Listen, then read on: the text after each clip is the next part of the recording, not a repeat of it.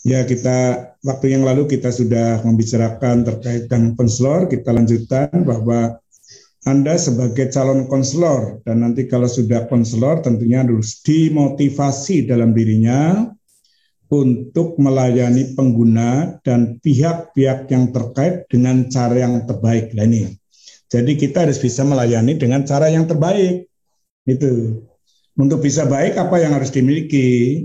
Ya tentunya kita harus kompeten ya, memiliki ilmu, memiliki konsep ya, memiliki ilmu tentang bimbingan konseling, itu body of knowledge-nya dari konseling. Memiliki ilmu pendukung pendidikan karena Anda diproses dalam lembaga pendidikan tenaga kependidikan. Kemudian menguasai tentang ilmu pendukung psikologi juga harus dikuasai, termasuk ilmu tentang budaya atau multikultural ya. Ini tentunya agar kita bisa memberikan pelayanan terbaik. Itu belum cukup, harus didukung dengan keterampilan ya. Jadi terampil di dalam melaksanakan suatu konseling, apakah konseling individual, konseling kelompok, atau konseling klasikal. Itu belum cukup, harus didukung oleh kepribadian. Ini penting sekali. Jadi kalau kita lihat dari 3 ranah, berarti pengetahuan harus dikuasai, keterampilan harus dikuasai, kemudian berikutnya adalah kepribadian atau afektif, itu harus dimiliki oleh seorang konselor. Sehingga dari situlah tentu nanti Anda menjadi konselor yang dipercaya. Sulit untuk menjadi konselor dipercaya. Siapa yang percaya adalah publik. Maka ada istilah public trust, dipercaya oleh publik, oleh masyarakat atau oleh pengguna, itu kan, diakui secara sehat. Jadi jangan sampai hanya diakui tetapi tidak sehat, itu ya, sehat. Diakui berarti ini konselor betul-betul bisa membantu diri saya, misalnya klien itu, saya bisa berubah, bisa menjadi lebih baik dari sebelumnya. Itu kalau kita dalam belajar bisa menjadi proses belajarnya bagus, hasilnya bagus dan sebagainya. Jadi dia bisa menjalani suatu kehidupan yang baru, sehingga bisa membedakan si klien itu kehidupan yang lama yang belum terpenuhi kebutuhan, keinginan, harapan atau banyak persoalan. Setelah bertemu dengan konselor, maka dia terjadi berubah untuk memasuki kehidupan yang baru, kehidupan yang lebih baik lagi. Jadi ada transisi dari kondisi awal yang masih belum bagus, maka melalui konseling yang dilakukan oleh konselor, maka akan terjadi transisi pada kehidupan yang baru. Jadi dia akan memperoleh pengalaman baru, kehidupan baru, sehingga dia bisa menatap masa depan dengan baik, kan? Oleh karena itu di sini tentunya konselor harus memiliki keyakinan yang menyangkut kepada komitmen. Ini komitmen penting sekali. Jadi kita harus komitmen terhadap profesi kita. Saya akan melakukan sesuatu yang terbaik.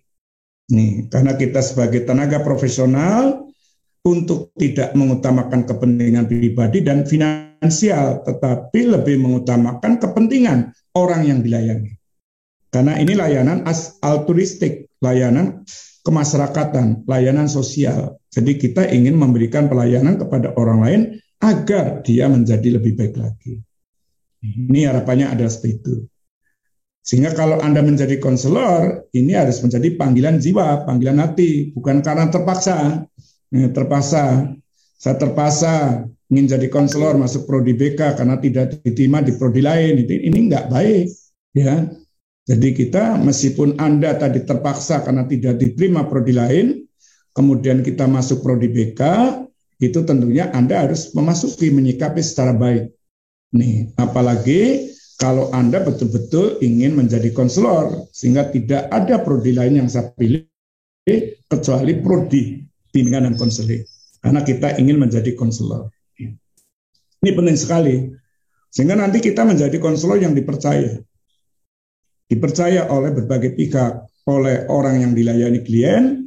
Kalau Anda di sekolah dipercaya juga oleh guru mata pelajaran, dipercaya oleh kepala sekolah, dipercaya oleh tenaga kependidikan, bisa juga dipercaya oleh orang tua daripada siswa itu sendiri. Lebih jauh lagi dipercaya oleh masyarakat dalam arti luas. Ini penting sekali. Kepercayaan, ya, kepercayaan. Nih. Kemudian kalau Anda sudah dipercaya, tentunya ya bersedia untuk melakukan sesuatu, melakukan konseling kepada individu yang harus dilayani. Ini penting sekali. Kadang-kala kita kompeten, ya, sudah memiliki kompetensi, tapi tidak bersedia untuk melakukan, ini menjadi kepercayaannya menjadi hilang. Ya, oke, saya sudah kompeten, sudah mempelajari ilmu konseling sejak S1, semester 1 sampai semester akhir misalnya, apalagi bisa masuk pendidikan profesi, apalagi bisa lanjut kepada magister bimbingan konseling, apalagi sampai doktor. Nih, berarti sudah kompeten. Maka saya bersedia. Tidak hanya ucapan bersedia, tetapi harus diwujudkan dalam tindakan. Nih, perilaku. Ya betul-betul saya melakukan konseling dengan ilmu yang kita miliki, kita kuasai, dengan keterampilan yang kita miliki untuk bisa membantu individu yang membutuhkan. Karena individu itu butuh, maka datang pada Anda. Karena dia percaya Anda mampu, maka tunjukkan kemampuan Anda. Nih, jadi kembali lagi di sini tentunya konselor harus dimotivasi untuk bisa melayani pengguna dan pihak terkait dengan cara terbaik. Nah, jadi kita ingin melakukan sesuatu yang sebaik mungkin. Ya, kalau kita toko atau pelayan sosial tentunya harus memberikan pelayanan prima. Nah, pelayanan prima sebaik mungkin itu kita lakukan. Nih. Oleh karena itu, konselor sebagai profesi harus mengembangkan dan menegakkan apa? Ilmu dan teknologi. Anda punya ilmu konseling, nanti ditambah ilmu pendukung pendidikan, ilmu psikologi, ilmu budaya, ya ini, dan juga teknologi itu kan yang kita miliki. Ini merupakan dasar dan andalan bagi terselenggaranya pelayanan suatu profesi. Jadi tidak bisa kita menjalankan profesi tanpa ilmu dan teknologi. Teknologi apa? Teknologi di dalam melakukan konseling individual, konseling kelompok, konseling klasikal itu. Jadi teknologi bukan hanya TIK, tetapi teknologi di dalam kita memberikan pelayanan kepada orang yang dilayani. Itu. Apakah kita akan menggunakan cara A saja, atau kita berubah dengan cara B, cara C, cara D, dan sebagainya. Jadi mengikuti perkembangan zaman. Mungkin pada saat sekarang atau yang lalu kita lebih banyak menggunakan konseling dengan cara-cara tatap muka, luring, gitu ya. Tuntutan ke depan tentunya kita harus bisa menggunakan cyber konseling atau konseling online. Itu kita bisa melayani klien dari Papua, dari Ambon, dari Jakarta, dari Bandung, dari Banjarmasin, itu kan kita berada di Semarang. Ini. Jadi tidak harus dia datang ke sini atau saya datang ke sana. Ini terkait dengan teknologi. Kemudian penguasaan ilmu dan teknologi selain harus diperolehnya di perguruan tinggi, juga memerlukan waktu yang cukup lama. Jadi tidak ada seorang konselor ingin jadi konselor hanya memperoleh ilmu selama 1 minggu, 1 bulan itu, atau 2 minggu. Tidak bisa. Tentunya harus melalui waktu yang cukup lama dan diperoleh di perguruan tinggi. Sekarang Anda sedang memperoleh ilmu di perguruan tinggi. Yang kalau Anda S1 berarti paling tidak 4 tahun. Kalau Anda mau nambah lagi 1 tahun pendidikan profesi, tambah lagi 1 tahun. Kalau Anda ingin nambah lagi kepada ambil magister, bimbingan konseling bisa 2,5 tahun. Kalau Anda ingin ambil doktor bisa tambah lagi 3 tahun. Itu paling cepat ya. Paling cepat yang akan bisa ditemui oleh Anda. Nih. Jadi kalau ada konselor yang mengatakan, oh saya jadi konselor, hanya memperoleh pendidikan selama 1 minggu, 2 minggu, 3 minggu, itu bukan konselor yang kita maksud. Ya. Mungkin dia terampil, tetapi dia tidak punya ilmu, ya, tidak punya teori. Banyak orang yang terampil bisa melakukan konseling, hanya dilatih terus, 1 minggu, 2 minggu dilatih itu terus, menjadi terampil. Tetapi dia tidak mendasarkan ilmu. Bagaikan tukang itu. Apakah kita ingin disebut tukang? Tentunya tidak bisa. Kita harus disebut, meskipun praktisi, harus disebut juga ahli. Jadi praktisi yang ahli, gitu kan? Berarti apa yang kita lakukan bisa menjawab mengapa kita menggunakan ini, mengapa kita melakukan konseling, mengapa kita melakukan konseling kelompok, mengapa kita melakukan konseling individual, itu bisa menjawab. Kemudian apa yang dimaksud konseling kelompok, konseling individu, konseling klasikal. Kemudian bisa menjawab bagaimana, berarti prosedur. Nih, prosedur mesti ada tahapan-tahapan, tahap 1, 2, 3 dan seterusnya. Itu. Nih, jadi tidak hanya bisa dipertanggungjawabkan. Waktu yang lalu sudah kita bicarakan tentang akuntabilitas, pertanggungjawaban. Jadi bisa dipertanggungjawabkan secara keilmuan. Agar penerapan dasar-dasar keilmuan dan teknologi benar-benar terlaksana dengan sikap profesional. Ini berarti nilai, kita harus menghargai betul-betul bahwa apa yang kita lakukan adalah mempunyai nilai tinggi. Itu. Dan kita sikapi secara baik, secara profesional, gitu kan? Artinya kita harus bersikap positif. Kita harus menghargai apa yang kita berikan itu adalah memiliki nilai yang bagus. Karena kita akan membantu orang lain menjadi lebih bermartabat. Nih, lebih dihargai, lebih berhasil. Nih, karena dikala orang itu butuh, kebutuhannya belum dipenuhi, maka dia kemartabatannya masih berkurang. Dikala dia punya permasalahan, maka dia kemartabatannya kurang, maka dia ingin lepas dari permasalahan. Maka tugas konselor adalah memfasilitasi agar individu atau konselor atau klien cepat terselesaikan masalahnya, terentaskan masalahnya. Itu kan? Ini penting sekali. Agar apa? Pelayanan profesi benar-benar diarahkan, dibimbing, dan dijaga oleh kode etik. Jadi ada nilai-nilai, ada sikap yang harus diperhatikan agar profesi kita benar-benar diarahkan, dibimbing, dijaga oleh kode etik. Kode etik apa? Kode etik profesi konseling. Kalau kedokteran, kode etik kedokteran, kode etik dokter. Kalau psikolog, psikologi adalah kode etik psikologi. Kalau akuntansi berarti kode etik dalam bidang akuntansi. Jadi dia punya kode etik. Sesuatu yang tidak boleh dilakukan dan sesuatu yang boleh dilakukan. Jadi tidak boleh dilakukan, jangan lakukan. Misalnya konselor tidak bisa menyimpan rahasia. Ini tidak boleh, harus bisa. Maka rahasia klien itu harus disimpan, gitu kan? Nih. Jadi kalau dia membocorkan rahasia tidak boleh, tetapi dia harus menyimpan rahasia. Konselor dalam melakukan konseling juga tidak boleh atas dasar paksakan, dipaksa. Ini dalam kode etik tidak boleh, maka harus dilakukan atas dasar kesukarelaan, gitu kan? Nih, jadi ada asas-asas nih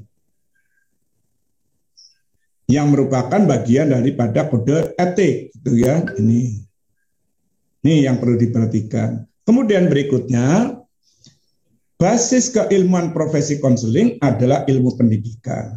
Jadi Anda sekarang diproses di lembaga pendidikan, tenaga kependidikan. Bisa juga di FIT, bisa juga di FKIP. Kalau Banjarmasin, misalnya ada mahasiswa Banjarmasin, itu berarti dia diproses di FKIP, Fakultas Keguruan dan Ilmu Pendidikan. Kalau di UPI, di Fakultas Ilmu Pendidikan. Di UNES juga Fakultas Ilmu Pendidikan. Nih. Karena itu adalah LPTK. Yang dibantu oleh perangkat ilmu lain. Apa ilmu lain yang relevan? Ya psikologi. Karena Anda berhubungan dengan manusia. Supaya Anda paham tentang si A, si B, mesti Anda harus mempelajari psikologi. Apakah psikologi perkembangan, apa psikologi kepribadian, apa psikologi sosial. Nah ini, jadi psikologi itu harus dipelajari. Syukur nanti Anda mempelajari psikologi lingkungan, ya, karena akan mempelajari tentang lingkungan, gitu kan? Syukur Anda mempelajari psikologi agama, karena Anda akan berurusan dengan individu yang memiliki agama. Kemudian juga budaya. Maka Anda harus mempelajari budaya, bisa antropologi budaya, bisa sosiologi, bisa tentang multi budaya. Maka Anda mendapat mata kuliah namanya konseling multi budaya atau konseling lintas budaya. Karena budaya itu dikaitkan dengan konseling. Ini misalnya itu. Ya. Ini yang perlu diperhatikan, ya. Nih. Kemudian yang berikutnya adalah basis keilmuan ini dilengkapi. Sebentar ya, ini ada, tak buka pintu dulu. Siapa ya? Oke.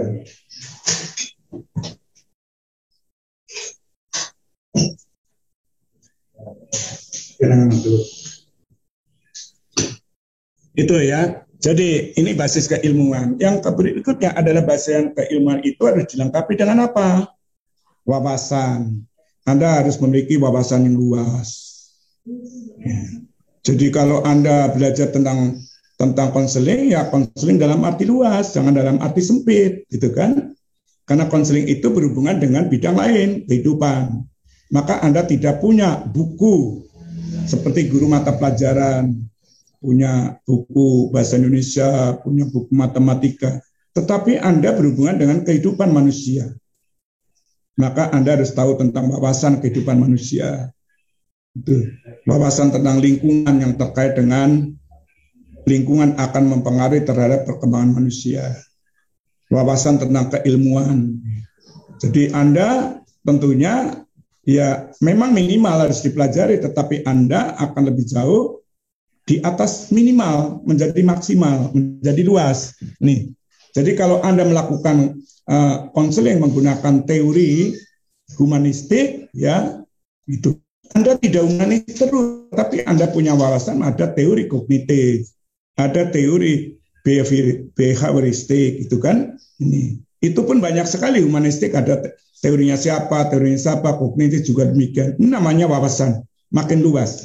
Jadi kita tidak punya ilmu yang sempit. Jadi kalau tidak bisa melakukan dengan cara ini, maka Anda bisa menggunakan cara yang lain. Itu namanya Anda memiliki wawasan yang luas. Ini. Kemudian yang berikutnya adalah keterampilan. Ini harus dimiliki. Keterampilan attending. Dikala Anda menemui klien pertama kali, apa yang harus dilakukan? Ini attending berarti kehadiran Anda, cara menatap, ya, cara mempersilakan dia, cara apalagi banyak sekali, cara memandang, cara mendengarkan, cara duduk, itu. Tidak hanya itu, ada keterampilan juga, keterampilan mendengarkan dengan baik, keterampilan mengidentifikasi perasaan klien, keterampilan merefleksikan perasaan, merefleksikan isi, keterampilan meringkas, keterampilan menyimpulkan. Ini banyak sekali keterampilan-keterampilan yang harus dimiliki. Saya percaya Anda ada mata kuliah namanya micro counseling. Jadi micro counseling berarti konseling mikro, berarti terkait dengan keterampilan-keterampilan yang bisa dirinci satu demi satu, yang akhirnya nanti dikala Anda melakukan konseling menjadi suatu keutuhan. Itu. Kemudian yang berikutnya adalah nilai dan sikap. Ini penting sekali. Nilai dan sikap. Jadi wawasan ini terkait dengan pengetahuan, keterampilan tentang ya terkait dengan keterampilan, nilai dan sikap itu terkait dengan afektif atau kepribadian ini. Yang didasarkan pada apa? Hakikat kemanusiaan. Jadi Anda harus mempelajari hakikat manusia itu apa. Ini, hakikat manusia. Manusia adalah makhluk individual, manusia adalah makhluk sosial, manusia adalah makhluk beragama, itu kan? Silakan. Atau bisa juga manusia adalah makhluk individual, makhluk sosial, makhluk beragama, atau makhluk berketuhanan. Nih. Yang menyeluruh ini akan membentuk sosok konselor profesional yang holistik, jadi tidak merupakan sempalan tetapi holistik, menjadi satu kesatuan yang utuh. Ini utuh. Nih. Jadi Anda juga akan menjadi makhluk individual, makhluk sosial, makhluk berketuhanan.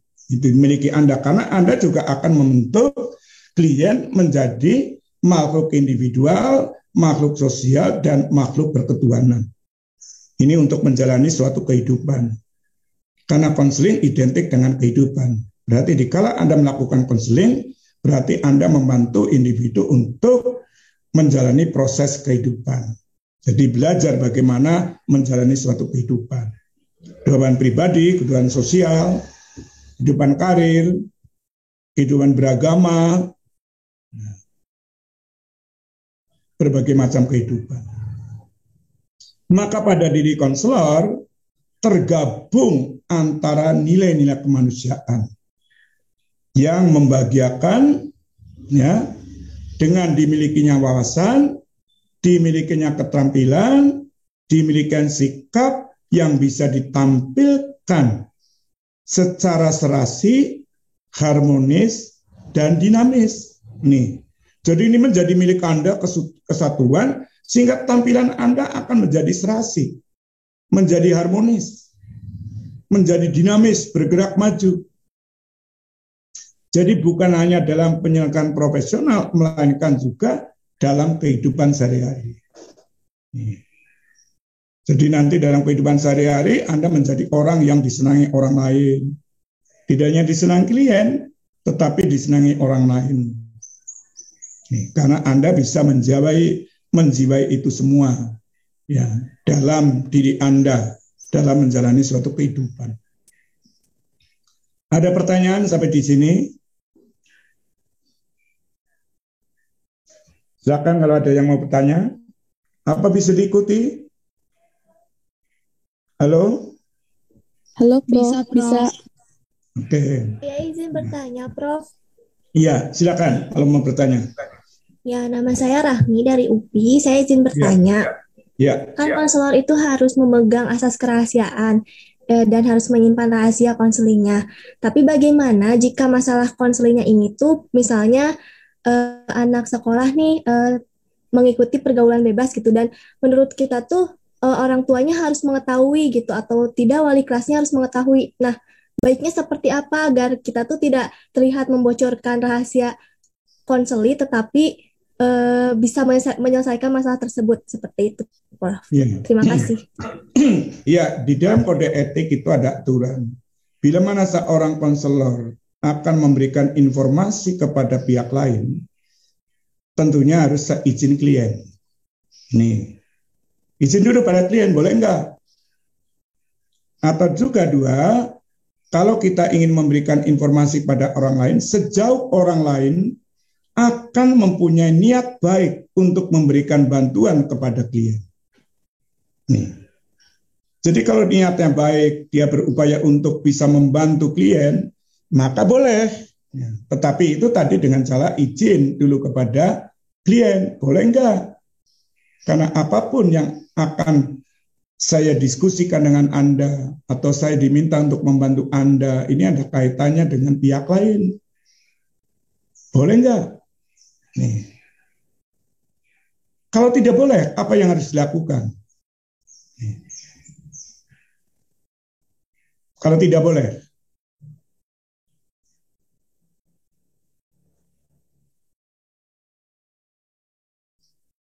apa yang dilakukan kalau tidak boleh? Sebab kalau kita memaksa berarti melanggar kode etik. Itu diatur dalam kode etik. Kode etik. Tetapi kalau tidak boleh, tentunya kita akan menyadarkan kepada individu, klien itu sendiri, bahwa persoalan Anda tentunya menyangkut berbagai macam pihak. Maka perlu keterlibatan berbagai macam pihak. Tidak bisa hanya terlibat saya dengan Anda aja. Itu. Sebab nanti Anda akan menjalani kehidupan yang senyatanya. Itu. Misalnya Anda sudah komitmen gini-gini, tetapi Anda tidak lepas dari keluarga, dari masyarakat, dari pihak-pihak yang terkait, itu kan. Ini bisa dilakukan. Jadi dalam kode etik diatur itu, ya, atur itu. Malah justru di dalam konselor tentunya tidak bisa untuk bekerja sendiri, karena konselor dikala membantu orang lain, membantu klien itu perlu dukungan orang lain, pihak-pihak lain. Nah, cuma permasalahannya pihak lain bisa menyimpan rahasia atau tidak. Ini harus. Misalnya Anda melakukan konferensi kasus, pertemuan kasus.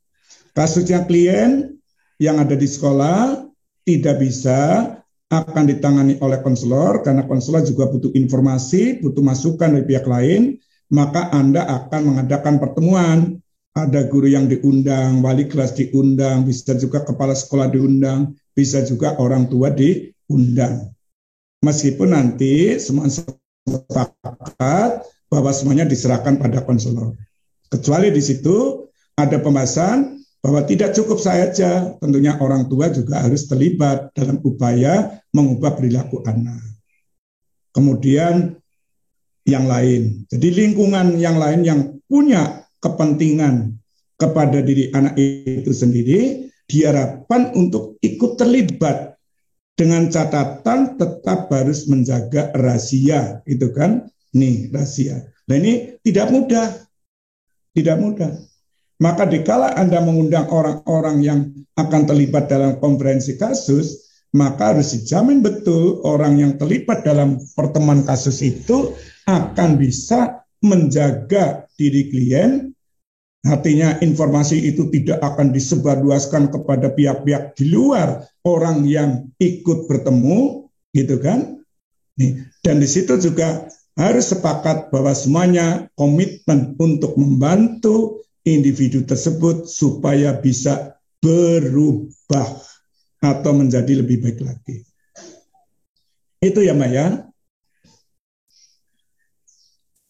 Ada lagi? Saya izin Ada, bertanya, Prof. Ya, silakan. Silakan. Siapa? Elin aja dulu. Elin aja dulu. Boleh. Siapa Elin? Iya. Ya, Prof. Saya Elin izin bertanya, masih nyambung dengan pertanyaan yang tadi. Menarik sekali, Prof, mengenai kerahasiaan ini. Bagaimana apabila semua pihak yang tadi telah terkait itu tidak berkomitmen bersama untuk menjaga rahasia suatu klien? Nah, apakah harus diadakan suatu perjanjian kah atau seperti apa, Prof? Terima kasih. Ya, pada waktu akan mengadakan pertemuan itu tentunya harus ada komitmen, kita bangun komitmen bersama. Ini penting sekali. Ini komitmen. Sebab komitmen itu akan terkait dengan kepercayaan. Saya mengundang Anda, kita undang. Ada komitmen enggak? Ya. Komitmen ya, komitmen. Tetapi ada wujud perilaku enggak? Ya. Kalau tidak, berarti saya tidak akan percaya lagi pada Anda nanti berikutnya. Kemudian kepada klien, tentunya kita juga harus menyampaikan, ya, apapun yang Anda hadapi, ya, tentunya akan penuh resiko. Anda sekarang ketemu dengan saya konselor, menginformasikan tentunya ada resiko psikologis, itu kan, resiko psikologis. Nah, maka tentunya konselor mesti harus menjamin bahwa apa yang diinformasikan Anda, tentunya saya akan menjaga kerahasiaan. Ya. Tetapi bisa dimungkinkan ada orang lain yang tahu di luar ini. Maka Anda harus siap untuk menanggung resiko. Nih, apapun harus ditanggung. Karena apapun yang kita lakukan, meskipun terjadi kebocoran, pihak lain yang mengatakan itu, tidak usah dipersoalkan. Yang penting Anda berubah menjadi lebih baik. Anda siap atau tidak? Nih, jadi kita tekankan kepada individu. Sebab kalau ada pertemuan dua orang itu mesti ada resiko. Saya bertemu Anda saja penuh resiko, gitu kan? Anda siap untuk menanggung resiko atau tidak? Saya siap untuk menanggung resiko atau tidak? Nih, misalnya Anda datang ke tempat saya, Anda famili saya atau bukan di situ, datang pada siang hari, ya, jauh-jauh, itu.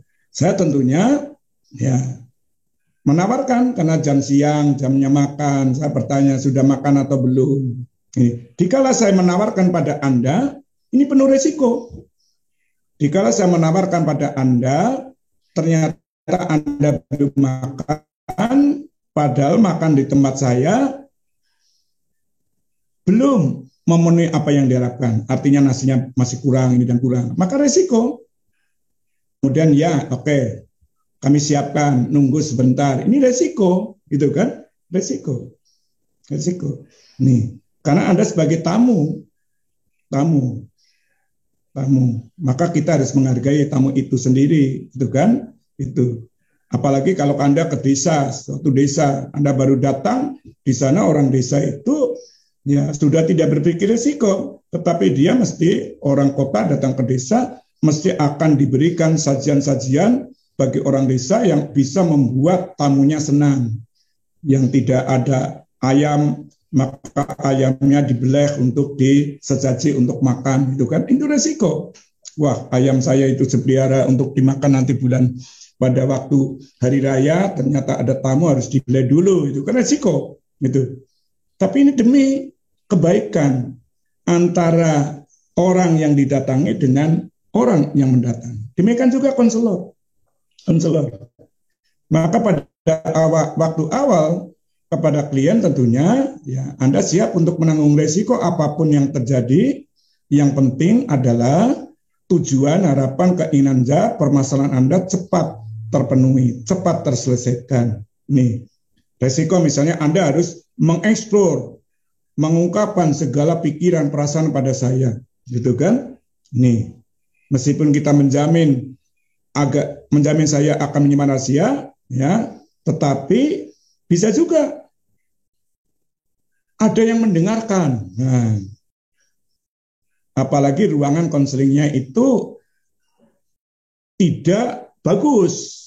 Nih, maka ada yang mendengarkan. Atau Anda datang ke ruang saya, ruang konseling, orang melihat, itu sudah itu mesti punya masalah. Sudah ada orang mengatakan itu juga penuh resiko. Nggak apa-apa, karena kita ingin sukses. Sehingga banyak siswa di sekolah tidak mau datang kepada ruang guru BK atau konselor, karena takut diolok-olokkan oleh temannya atau oleh guru. Apalagi ada guru, kamu baru datang ke ruang guru BK ya, berarti Anda punya masalah ya. Ini risiko. Maka kita tanamkan kepada dia. Kalau Anda ingin sukses, ya Anda tidak perlu ragu dan siap menanggung berbagai macam risiko. Silakan orang lain akan mengolok-olokkan Anda. Yang penting Anda melakukan sesuatu yang terbaik. Karena Anda datang pada konselor, berarti Anda ingin sukses. Daripada Anda punya permasalahan, punya keinginan, punya harapan, tidak bisa dipenuhi sendiri. Maka datang pada konselor. Karena bisa jadi kan, teman lain, dia datang pada konselor, berarti punya masalah ya, gitu kan. Kenapa? Karena konselor belum bisa membangun warga sekolah itu bahwa jika ada siswa yang mau datang kepada konselor bahwa dia ingin berubah. Karena tugas konselor adalah membantu individu yang punya kebutuhan, punya harapan, punya persoalan di situ.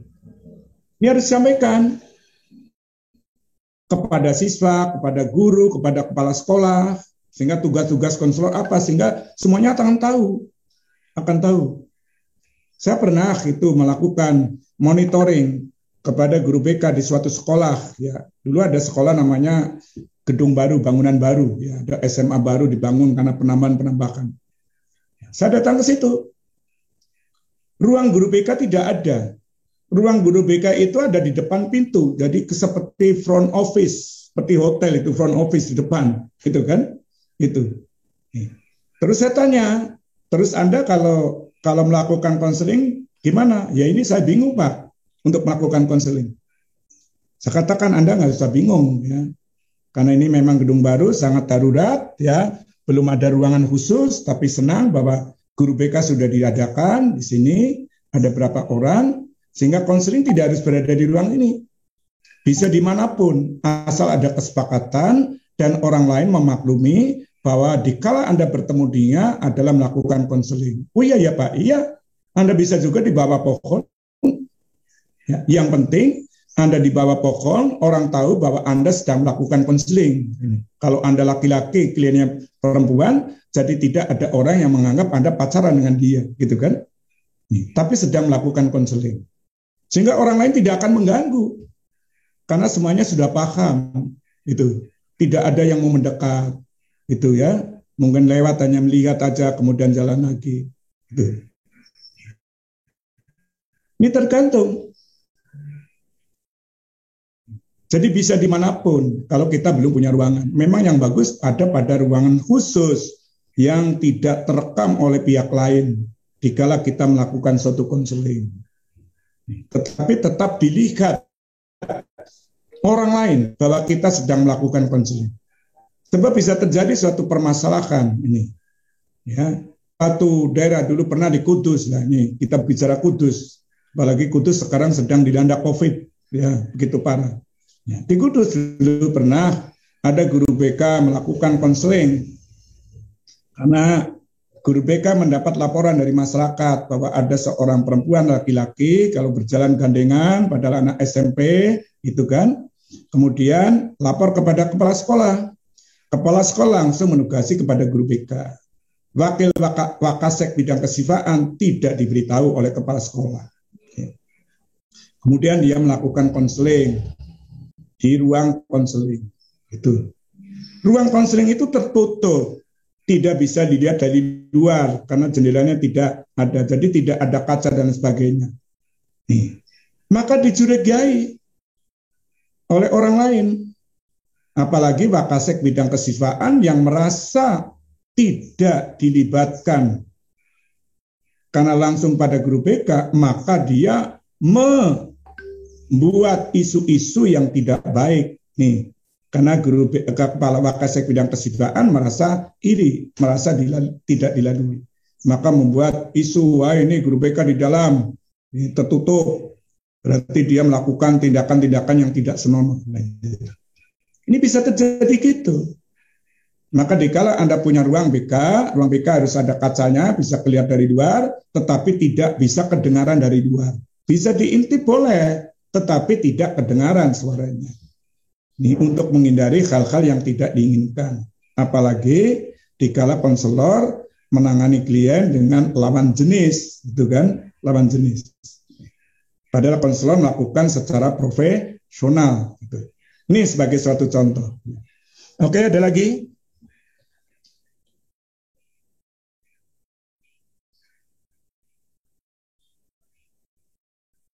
Saya Oke, izin kalau tidak bertanya, ada, Prof. apa? Ada lagi? Saya Ada? izin bertanya, Prof. Iya, silakan.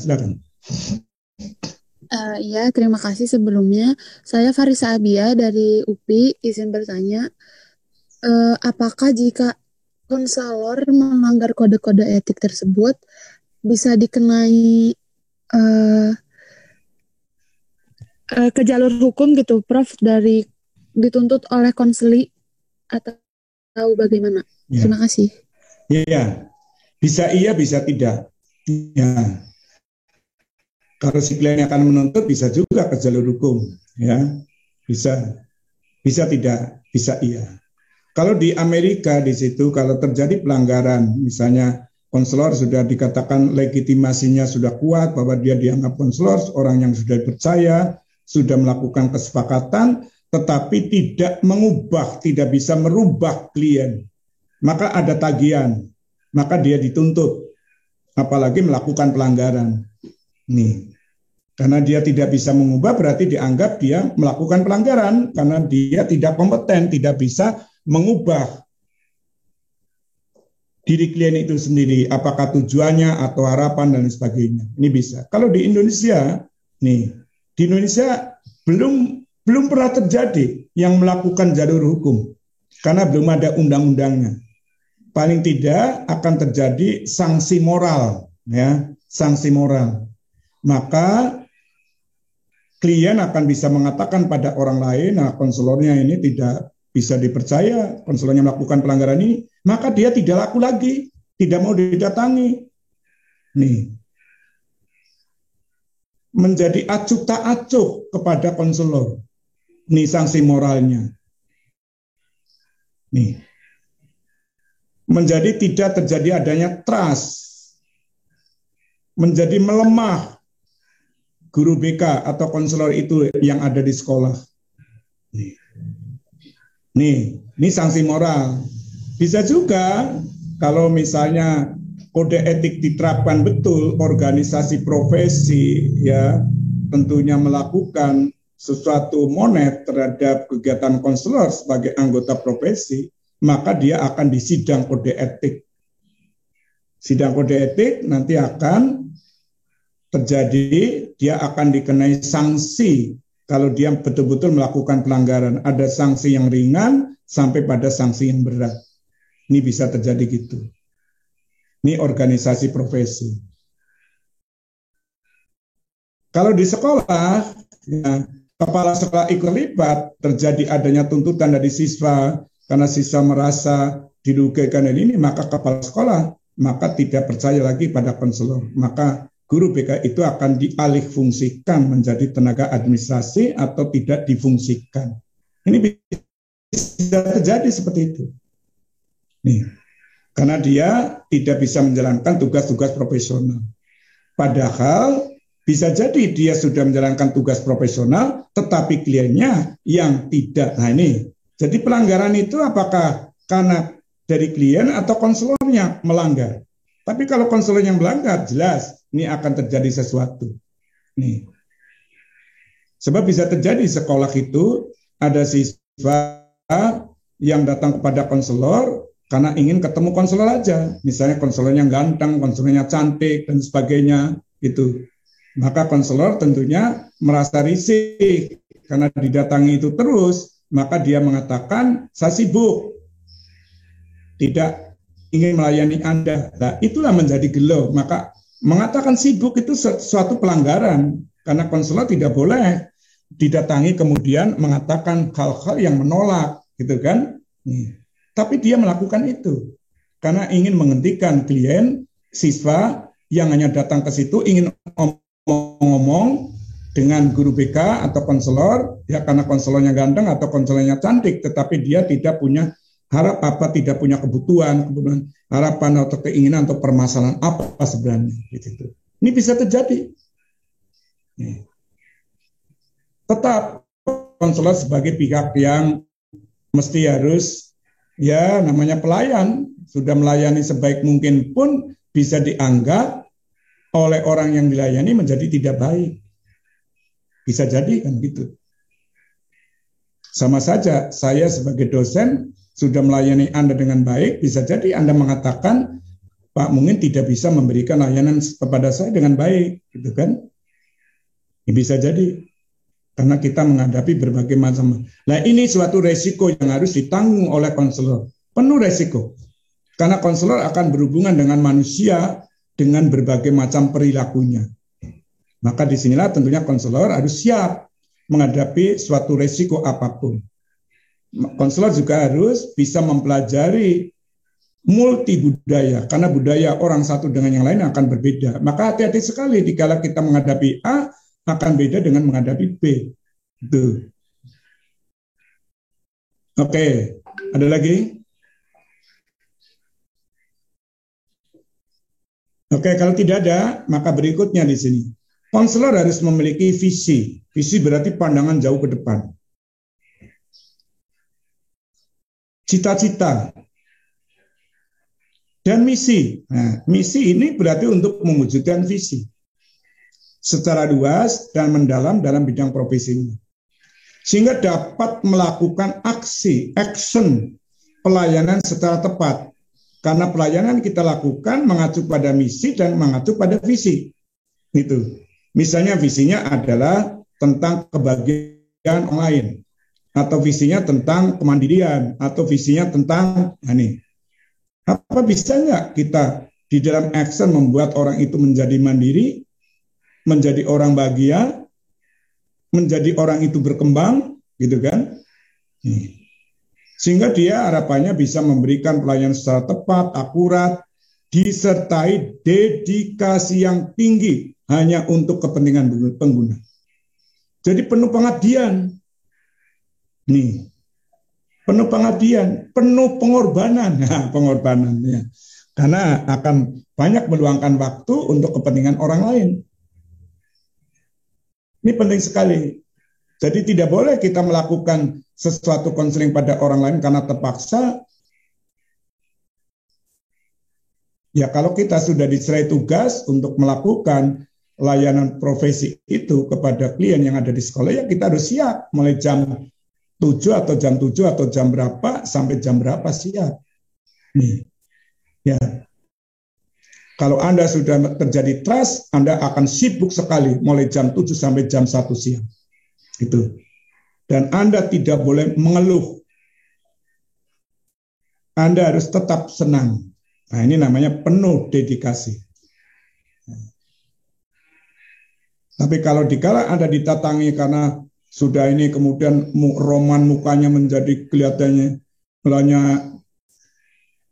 tidak mau menerima orang lain, ya tentunya menjadi tidak baik, pelanggaran suatu etika.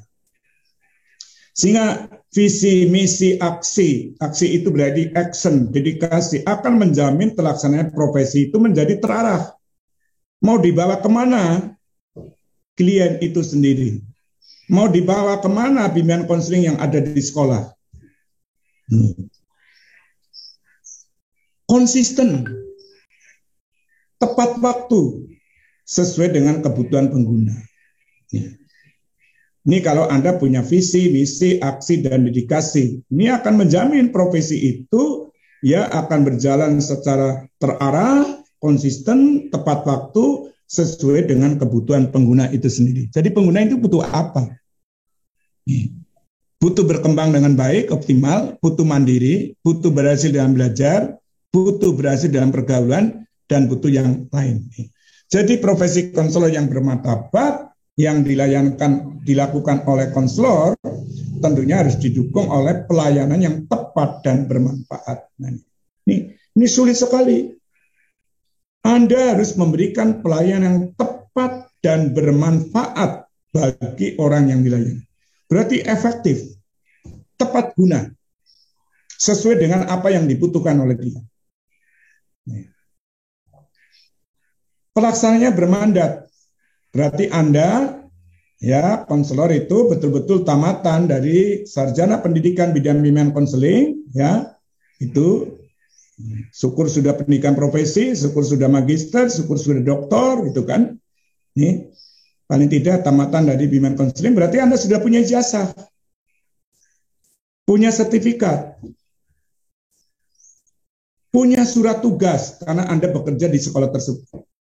Berarti di sini sudah ditengarai bahwa Anda telah memenuhi standar kualifikasi, Guru BK di sekolah minimal harus S1 bimbingan konseling misalnya. Dan telah memenuhi 4 kompetensi, yang turun menjadi 17 subkompetensi, turun menjadi 76 subkompetensi. Berarti Anda sudah orang yang kompeten, meskipun kompetensi minimal, gitu kan? Ini 2, ini belum cukup. Maka ada pengakuan yang sekat dari berbagai pihak. Siswa mengakui tentang kemampuan Anda,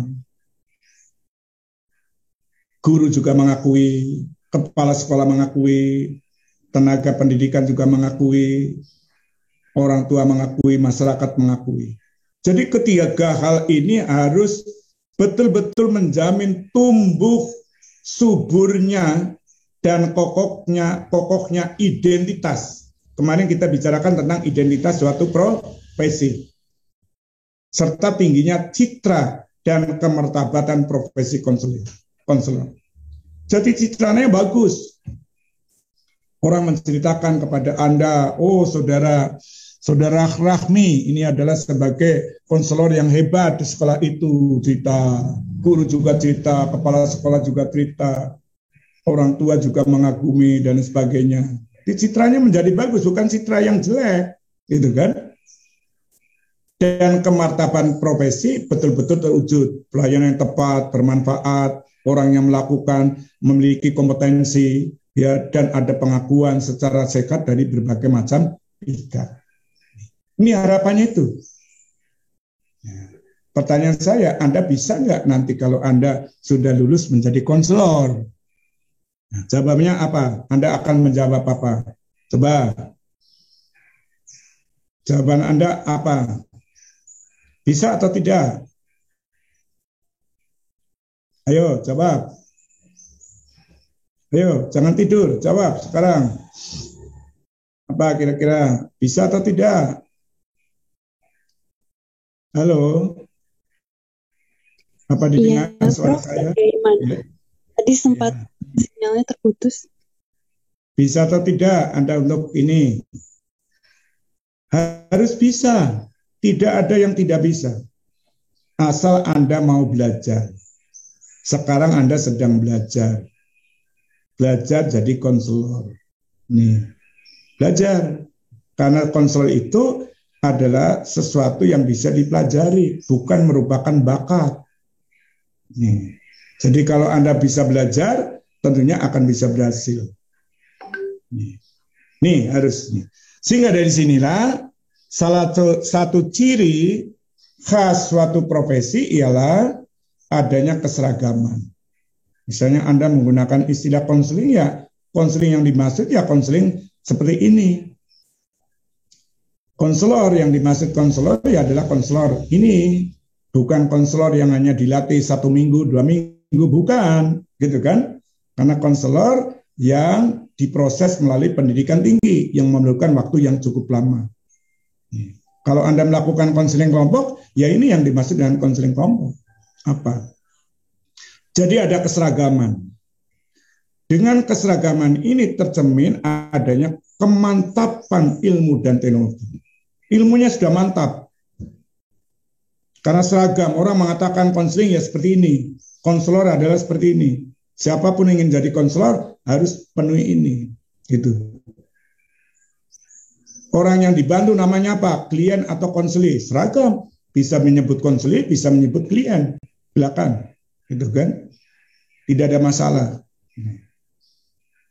Yang penting adalah klien atau konseli adalah orang yang diberi bantuan oleh konselor. Orang yang membutuhkan bantuan pada konselor, orang yang percaya pada konselor, gitu kan. Kemudian keterarahan dan ketepatan layanan. Layanannya menjadi terarah. Jadi kita kalau melakukan dia butuh apa? Butuh berhasil dalam belajar. Ya betul-betul Anda melayani bagaimana dia berhasil dalam belajar. Kalau dia ingin sukses dalam karir, ya Anda betul-betul memberikan pelayanan agar dia sukses dalam karir. Kalau dia butuh bagaimana merencanakan karir, ya Anda betul-betul memberikan layanan bagaimana dia bisa merencanakan karir dengan baik. Tepat nih, tepat sesuai dengan apa yang diharapkan. Ketegasan kode etik suatu profesi. Jadi kode etik sudah tegas. Apa yang boleh dilakukan dan apa yang tidak boleh dilakukan. Sehingga betul-betul konselor nanti akan bisa menegakkan kode etik suatu profesi.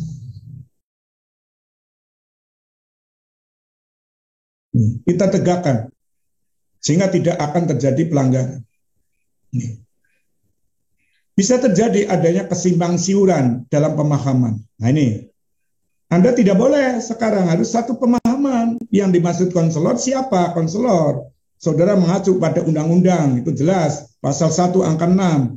Pendidik adalah tenaga kependidikan terdiri atas guru, dosen, konselor, widaksara, pembelajar, tutor, dan sebutan lain yang memiliki kekhasan dalam bidang pendidikan. Jadi konselor adalah pendidik. Diatur lagi di situ dalam undang-undang. Untuk menjadi konselor, maka akan diproses melalui pendidikan tinggi.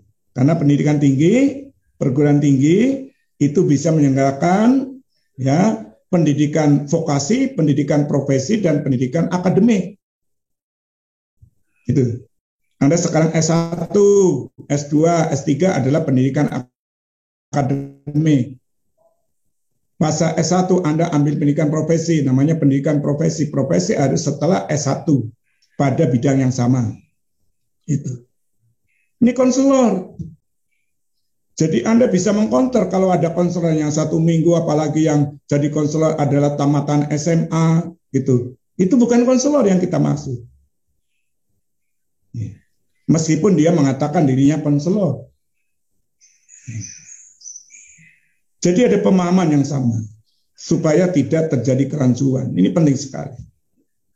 Kemudian pelaksana kegiatan. Kegiatan yang dilakukan konselor itu apa? Harus jelas. Anda punya senjata. Senjatanya apa? Konseling individual, konseling kelompok, konseling klasikal. Gitu kan? Anda punya alat assessment. Ya, ini untuk bisa melihat kondisi awal orang yang akan dilayani. Kemudian akan melihat kondisi akhir setelah dia dilayani, gitu kan? Senjata lainnya lagi apa? Anda punya teori, senjatanya teori, Anda punya teori, punya keterampilan, punya teknik,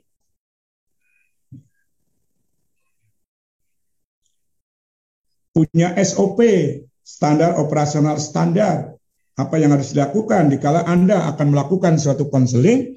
Mesti Anda harus membuat perencanaan.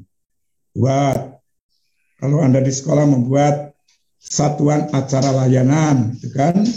Kalau Anda ingin membuat 1 tahun atau 1 semester, Anda membuat program tahunan atau program semesteran. Nanti turun menjadi bulanan atau triwulan, bulanan, mingguan. Akhirnya Anda membuat suatu perencanaan setiap Anda akan melakukan layanan. Itu buat. Setelah buat perencanaan, maka Anda melaksanakan berdasarkan atas perencanaan. Setelah dilaksanakan, Anda melakukan evaluasi sebagai akuntabilitas untuk melihat apakah telah berhasil atau tidak, telah berubah atau tidak. Setelah evaluasi, Anda melakukan analisis hasil evaluasi. Kemudian melakukan tindak lanjut. Ini prosedur operasional standar yang harus diikuti. Jadi ada posnya. Kemudian berikutnya penilaian dan supervisi. Ya. Maka tentunya Anda setelah melakukan suatu konseling mesti ada penilaian. Tadi saya katakan penilaian atau evaluasi. Itu. Jadi jangan sampai nggak usah kita sudah melakukan konseling melaksanakan nggak perlu dievaluasi. Maka akuntabilitas tidak ada. Karena Anda ditagih tentang buktinya apa? Anda telah melakukan suatu konseling. Kemudian ada supervisi. Siapa yang melakukan supervisi? Kalau di sekolah tentunya pengawas atau kepala sekolah melakukan supervisi untuk memantau apakah yang telah dilaksanakan Anda benar atau tidak. Maka ditanyakan buktinya mana, perencanaannya mana, pelaksanaan mana, kemudian evaluasinya mana. Maka Anda harus membuat laporan tentang perencanaan, laporan tentang pelaksanaan, laporan tentang evaluasi, laporan tentang tindak lanjut. Dilaporkan sebagai bukti. Terhadap apa? Terhadap implementasi suatu profesi. Yang harus dilakukan. Jadi tidak boleh tidak terjadi, harus terjadi. Jadi keseimbangan siur ini harapannya jangan sampai terjadi karena semua anggota profesi tidak paham, pemahamannya beda-beda. Si A begini, si B begini, tidak boleh. Pelaksanaan si A harus begini, si B harus begini, tidak boleh. Harus seragam. Soal dalam melaksanakan itu seni antara si A dengan si B silakan, tetapi aturan mainnya harus sama. Penilaiannya apa? Gitu. Apa penilaiannya hanya sekedar menilai seperti guru mata pelajaran? Beda. Guru BK menilai tentang pelayanan konseling beda dengan guru mata pelajaran dikala menilai tentang pelaksanaan pembelajaran. Kalau di sana lebih menanyakan pada substansi. 5 tambah 5 berapa? 10 gitu kan? Ibu kota Jawa Tengah mana? Semarang gitu kan? Kalau konseling tidak, ya, mesti akan melihat dari sisi keberhasilan, kemanfaatan. Maka dia diminta untuk merefleksikan segala apa yang telah dilakukan. Apakah Anda merasa senang, merasa memperoleh manfaat, itu setelah itu apa yang akan Anda lakukan berikutnya. Ini. Jadi bukan menilai pertanyaan-pertanyaan seperti apa yang telah terjadi, itu misalnya Anda melakukan konseling yang terkait dengan masalah bagaimana mengubah perilaku, Anda tidak boleh menanyakan apa yang dimaksud dengan perilaku. Bagaimana cara mengubah perilaku? Itu namanya guru. Nih, bukan konselor, beda lagi, gitu kan? Nih. Ini, ya. Jadi harus ada keseragaman. Coba kalau orang yang menjalankan profesi itu masih terjadi kesimpang siuran, pemahaman satu dengan yang lain beda, itu menjadi tidak pas. Dalam pelaksananya juga beda. Satu melaksanakan ini, si B melaksanakan ini. Dalam menilai juga demikian. Supervisinya juga berbeda. Masa supervisor melakukan supervisi terhadap guru BK atau nah ini, itu menjadi tidak pas. Karena karakteristik pelayanan BK beda dengan karakteristik pelayanan pembelajaran yang dilakukan oleh guru mata pelajaran. Ini sering terjadi. Karena apa? Supervisornya adalah bukan nih.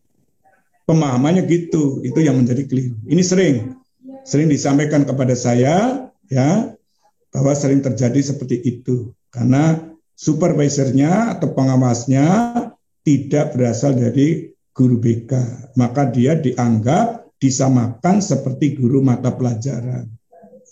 Nih, tagihannya juga seperti guru mata pelajaran. Beda tagihannya kita.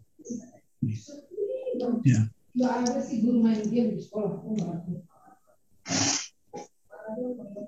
Ada pertanyaan? Silakan kalau ada pertanyaan. Ya.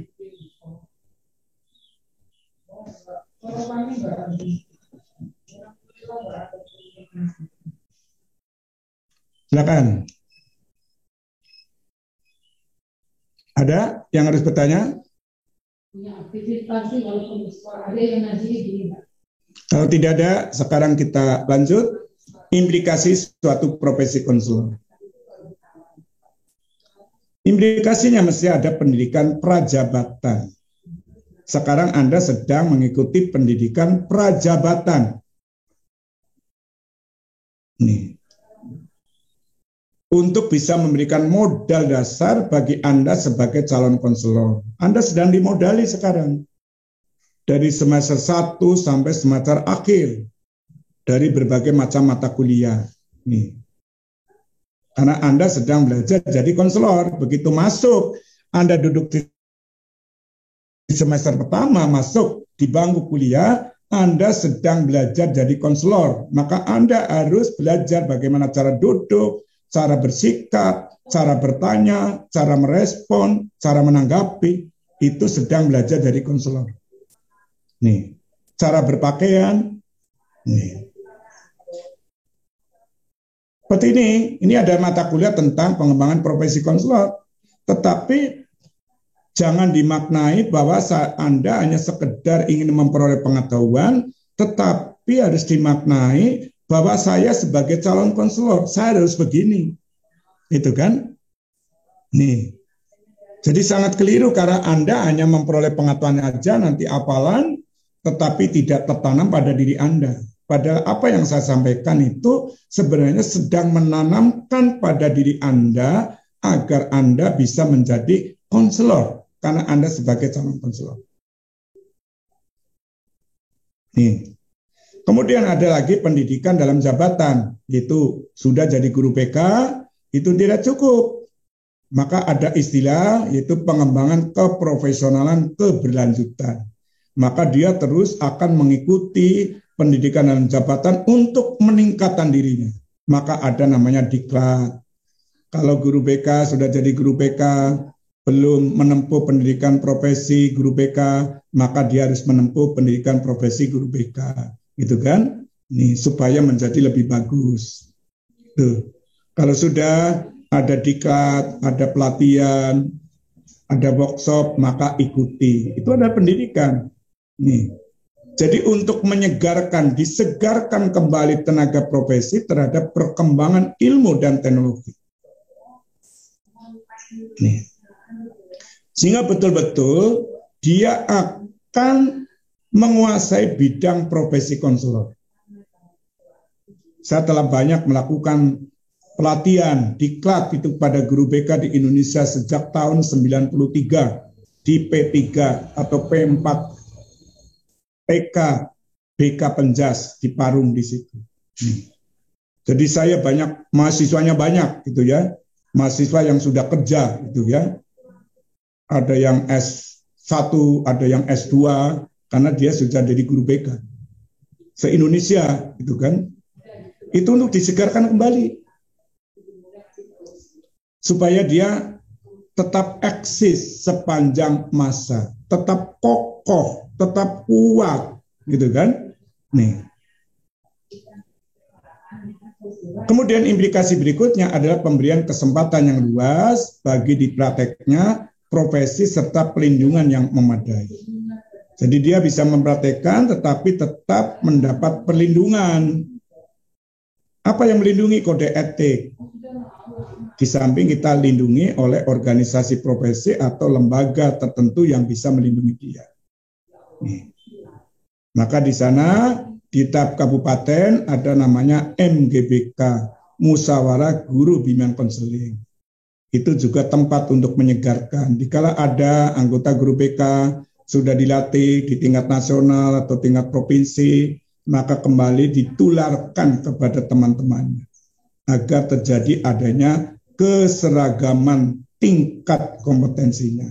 Nih, jadi tidak hanya orang itu saja yang pernah dilatih, tetapi dia bisa nularkan kepada guru BK lain karena dia belum ada kesempatan untuk dilatih tingkat nasional atau tingkat yang lain.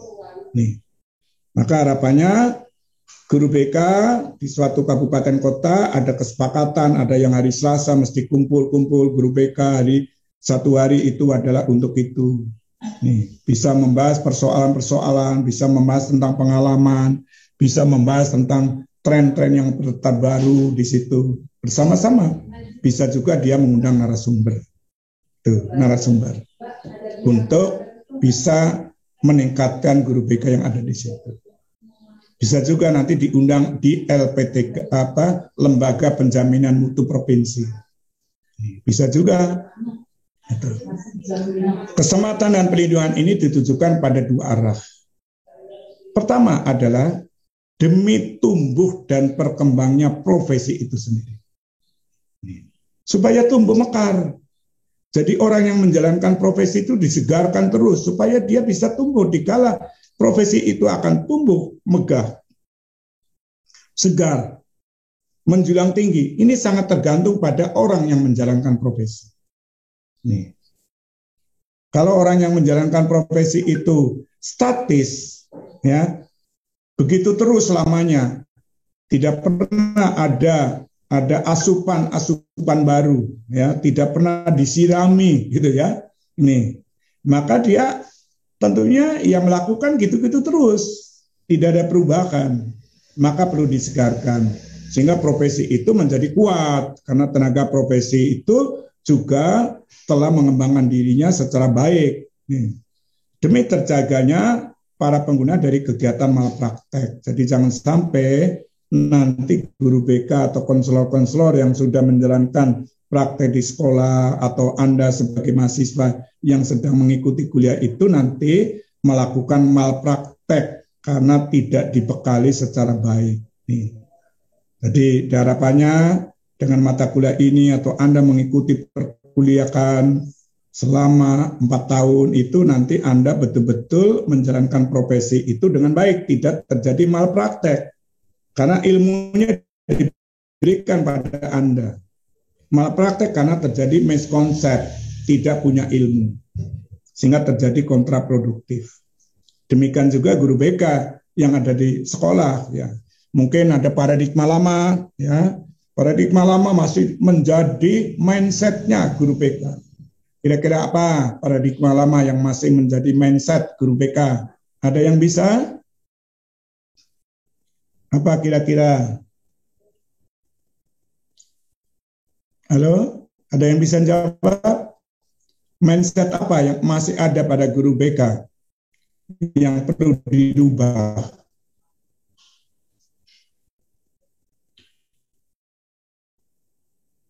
Ya, mindsetnya adalah masih ada anggapan bahwa guru BK itu hanya bahas untuk membantu individu yang bermasalah. Nih, jadi yang punya masalah aja. Atau ada mindset bahwa bimbingan konseling hanya ditujukan pada kelas 3 aja atau kelas 1 aja. Nih. Atau mindsetnya guru BK hanya untuk membantu orang-orang yang melakukan pelanggaran. Malah mungkin masih terjadi adanya guru BK menjadi polisi sekolah. Ada guru BK yang mengumpulkan kredit pelanggaran, itu menjadi kebanggaan karena kita bisa mengumpulkan siswa yang banyak melanggar. Itu mindset yang keliru. Saya akan menjawab mindset yang pertama yang keliru. Seolah-olah guru BK hanya membantu orang yang bermasalah, itu keliru. Karena yang dihadapi sekarang adalah individu yang sedang berkembang. Maka paradigmanya harus berubah menjadi paradigma bimbingan konseling perkembangan. Berarti kita akan membantu individu yang sedang berkembang, maka kelima fungsi itu harus diwujudkan. Fungsi pencegahan juga harus ada, fungsi pemahaman juga harus diwujudkan, fungsi pemeliharaan, fungsi pengembangan, dan fungsi pengatasan masalah. Mindset yang keliru adalah hanya mewujudkan fungsi pengatasan masalah. Mindset yang keliru juga, guru BK menunggu di ruang BK datangnya siswa yang bermasalah untuk minta bantuan pada konselor atau pada guru BK. Tidak, kita harus rubah.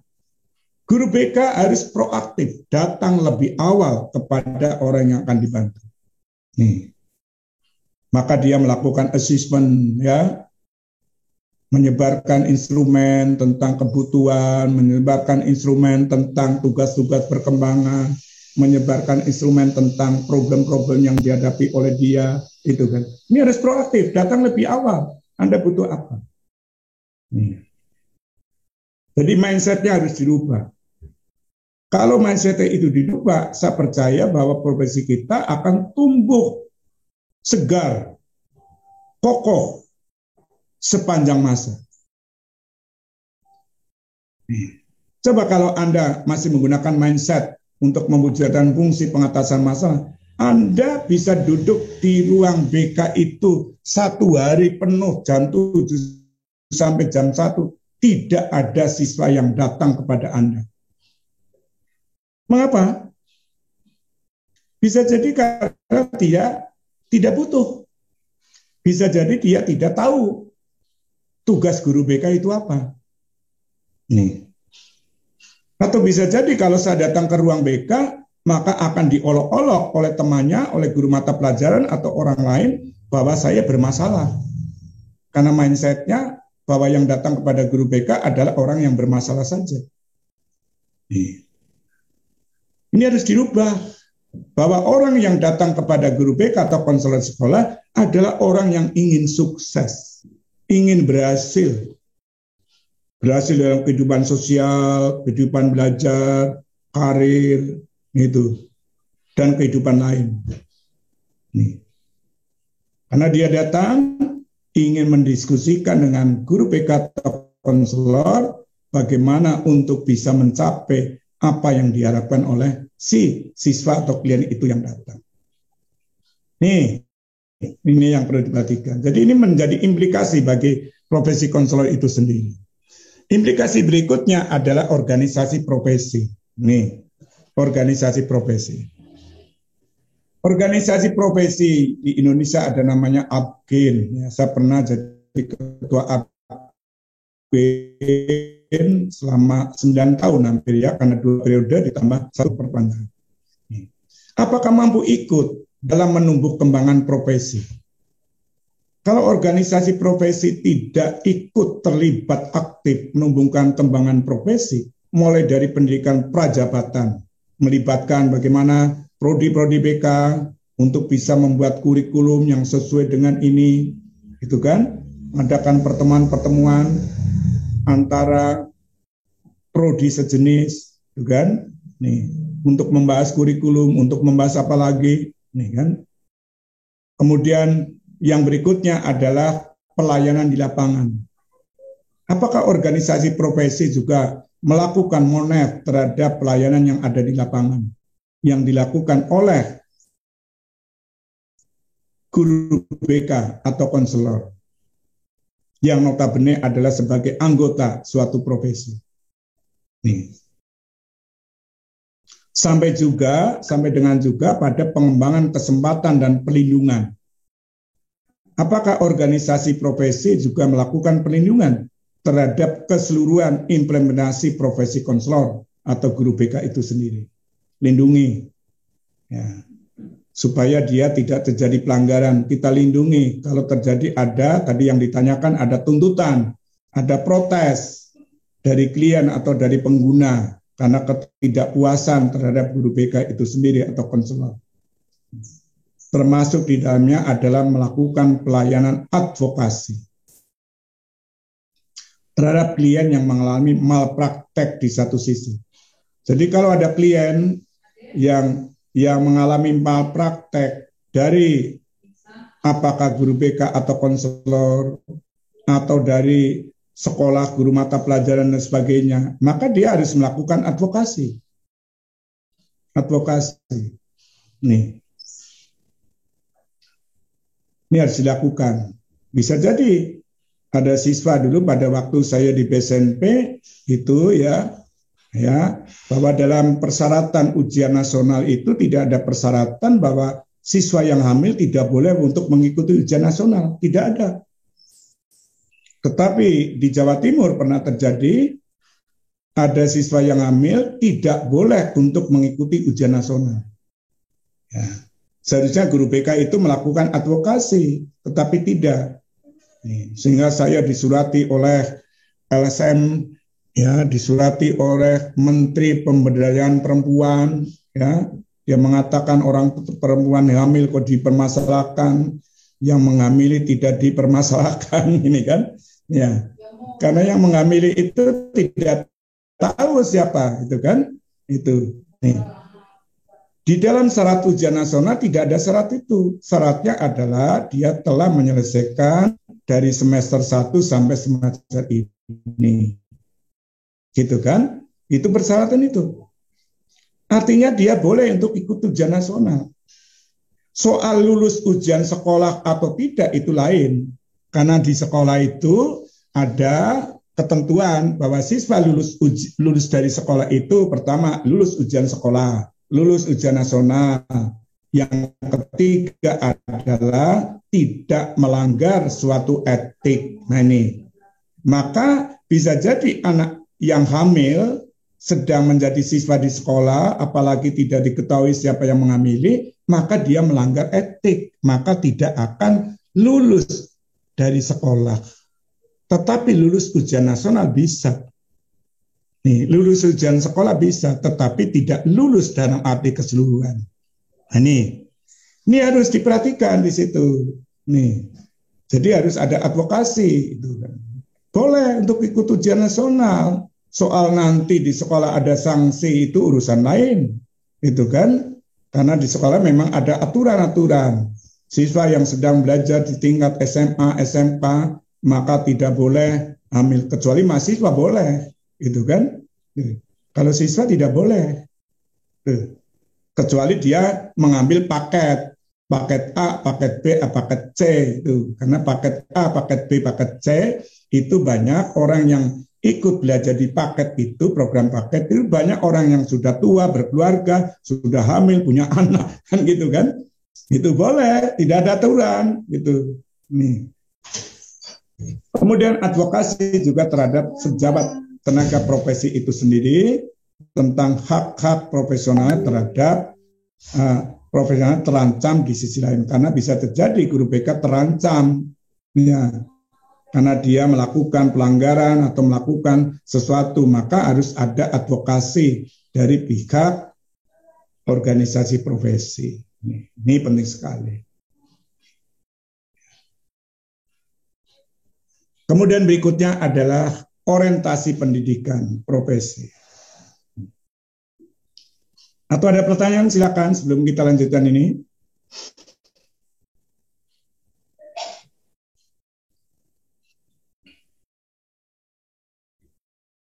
Oke, kalau tidak ada, orientasi pendidikan profesi. Penyiapan tenaga profesi konselor memakai standar profesional yang dilaksanakan. Ini standarnya, ini harus diingat, ini perhatikan betul.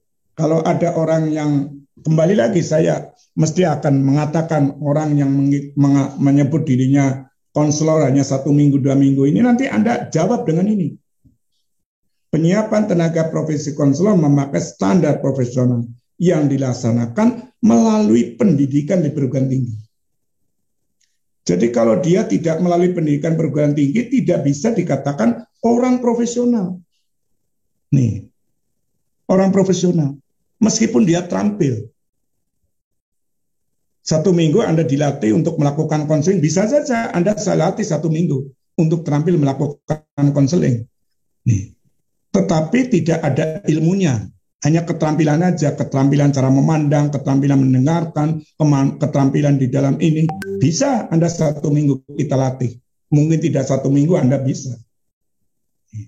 Tapi bukan itu. Nih. Yang secara khusus membina calon tenaga profesional atau konselor untuk menguasai ini. Wawasannya menjadi luas, menguasai pengetahuan tentang konseling, ada ilmu penunjangnya adalah pendidikan, psikologi, budaya, dan sebagainya. Dan juga keterampilan, memiliki keterampilan. Nih, keterampilan tadi, keterampilan mendengarkan, keterampilan refleksi, keterampilan attending, macam-macam keterampilan yang diperlukan dikala Anda melakukan wawancara atau bertemu dengan klien itu sendiri. Nilai dan sikap yang semuanya terpadukan dalam melaksanakan pekerjaan profesional. Maka isi pendidikan tersebut, baik yang berorientasi akademik maupun yang berorientasi profesi, akademik berarti S1, ya, profesi itu berarti profesi, akademik itu juga profesi, tetapi masih orientasinya akademik, itu kan? Nanti kalau profesi berarti pendidikan profesi. Ini mengacu kepada kebutuhan manusia yang esensial sesuai bidang keprofesionalnya. Nih, sehingga nanti saya akan menjelaskan dokter itu substansinya apa, psikolog itu apa, akuntan itu apa, apoteker itu apa, konselor itu apa, yang akan membedakan di situ. Nih, jadi tidak bisa ada apoteker melakukan konseling, ya, karena dia tidak mempelajari ilmu konseling. Nih, tidak bisa seorang konselor meramu obat. Nih, yang bisa meramu obat adalah apoteker. Nih. Jadi kalau ada ada konselor bisa meramu obat itu keliru. Dokter juga demikian. Sering terjadi ada dokter ikut meramu obat, itu nggak boleh. Yang meramu obat itu adalah apoteker. Dokter hanya memberikan resep. Nih, ini sering terjadi pelanggaran. Ada dokter yang memberikan obat langsung diramu di situ. Ini pelanggaran etik sebenarnya. Tetapi pasiennya senang. Ini senang karena tidak repot datang ke apotek. Ya, tetapi sebenarnya pelanggaran itu. Dalam etik tidak boleh. Tidak boleh. Nih. Tapi kenyataannya pengguna merasa senang. Ya. Coba kalau Anda datang ke dokter keluarga, itu kadang-kala dia sudah menyediakan obat-obatnya, gitu kan, meramu. Tidak boleh, harusnya dia hanya memberikan resep, silakan datang kepada apoteker. Berarti di apotek, di situ ada apotekernya untuk itu. Ini kalau Anda perhatikan, profesi dokter atau kedokteran, dia acuan bidang isinya adalah kesehatan. Dia ngurusi kesehatan. Sehingga terjadi adanya COVID ini, berarti dokter mengurusi bagaimana orang itu menjadi sehat. Itu. Sehat. Kalau apoteker, farmasi ngurusi obat-obatan. Nah, ini berarti ada kerjasama antara dokter dengan apoteker. Nih, dokter melihat orang ini kondisinya tidak sehat, maka diperlukan adanya obat apa, diperlukan adanya apa. Nih, maka dia buat resep, ini harus digini-ginikan, berikan kepada apoteker atau apotek, nanti apoteker, ya, kemudian dia akan memberikan obat-obatan. Nih. Jadi ada bidangnya sendiri-sendiri. Kalau dia melakukan, dokter membuat obat-obatan berarti melanggar. Kalau apoteker melakukan diagnosis terhadap kesehatan juga melanggar. Itu bukan urusan apoteker. Kemudian akuntan atau akuntansi, ngurusi keuangan.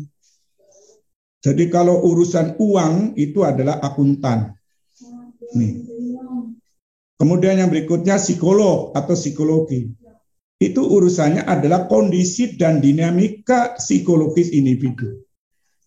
Jadi dia bagaimana melihat kondisi psikologis, maka dia melakukan pengetesan. Ada tes bakat, tes kecerdasan, tes minat, tes bakat, tes kepribadian. Untuk kita lihat kondisi psikologisnya.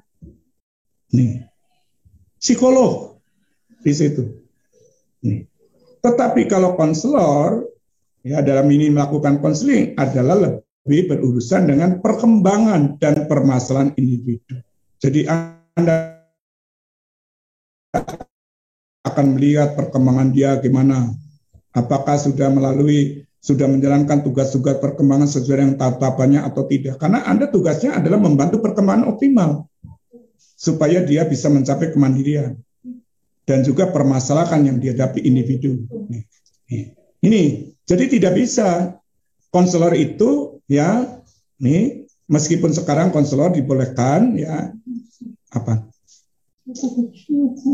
melakukan ya pengetesan, tes bakat, tes minat, tes kecerdasan yang dilakukan di Malang itu sudah atas kesepakatan karena konselor berurusan dengan bakat, berurusan dengan minat. Dikala dia akan membantu individu untuk berhasil dalam belajar, maka dia harus diketahui dulu bakatnya, kecerdasannya, minatnya. Paling tidak 3 itu. Di luar itu tidak. Itu urusan psikolog, gitu kan? Psikolog. Jadi kita harus tahu bidangnya. Nanti Anda akan tahu, dikala ada orang yang melakukan konseling menyebut konselor, tetapi dia tidak punya bekal ilmu itu, nah Anda sendiri yang akan menilai apakah dia orang yang melanggar etik atau tidak. Silakan Anda yang akan melakukan penilaian. Itu seperti kemarin pada waktu kita seminar etika, ada dari farmasi, dia mengatakan dikala ada kita membuat obatan kadang-kadang keliru, kemudian apoteker itu melakukan konseling, langsung saya tangkap. Nah ini aja. Jadi konseling seolah-olah disebut di profesi lain. Ya.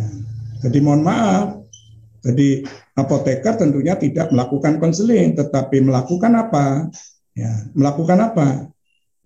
Bisa melakukan konsultasi terhadap obat itu boleh, tetapi tidak melakukan konseling. Itu. Karena konseling dan konsultasi itu beda. Nih. Tapi dia menyebut melakukan konseling. Ini sebagai contoh. Itulah saudara sekalian, ini tentang profesi dan acuan bidang isi dari profesi itu sendiri. Ada pertanyaan?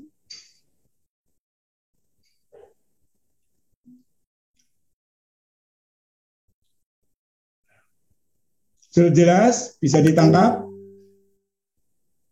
Halo? Bisa, Prof. Ya. Oke, ini terakhir. Ya kita 5 menit lagi, saya akan berbicara visi, misi, gitu ya. Tadi kita singgung, kita harus tahu visi. Visi konseling itu apa? Ini visi berarti pandangan jauh ke depan. Terwujudnya kehidupan kemanusiaan yang membahagiakan. Berarti Anda punya pandangan jauh ke depan, membuat itu manusia menjadi bahagia. Nih. Melalui apa? Tersedianya pelayanan bantuan dalam pemberian dukungan terhadap perkembangan dan pengentasan masalah. Nih, sama dengan ini, perkembangan dan permasalahan pengentasan suatu permasalahan. Itu visinya ke situ. Nih. Jadi terwujudnya kehidupan kemanusiaan yang membahagiakan melalui tersedianya pelayanan bantuan dalam pemberian dukungan, perkembangan dan pengentasan masalah agar apa? Individu berkembang secara optimal, mandiri dan bahagia. Ini visi ke depan.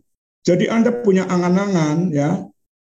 Kalau saya melakukan konseling, berarti saya ingin membantu individu ya, memberikan dukungan karena individu yang sedang berkembang supaya bisa berkembang secara optimal. Bisa mencapai kemandirian dan dia bisa mencapai kebahagiaan karena masalahnya tuntasan, menjadi bahagia, gitu kan? Ini visi. Nah, dari visi ini turun menjadi misi. Nah, misinya apa? Misi pendidikan, karena Anda diproses, diproduk dalam LPTK, Anda menguasai pendidikan, maka Anda akan mendidik peserta didik dan warga masyarakat melalui pengembangan perilaku.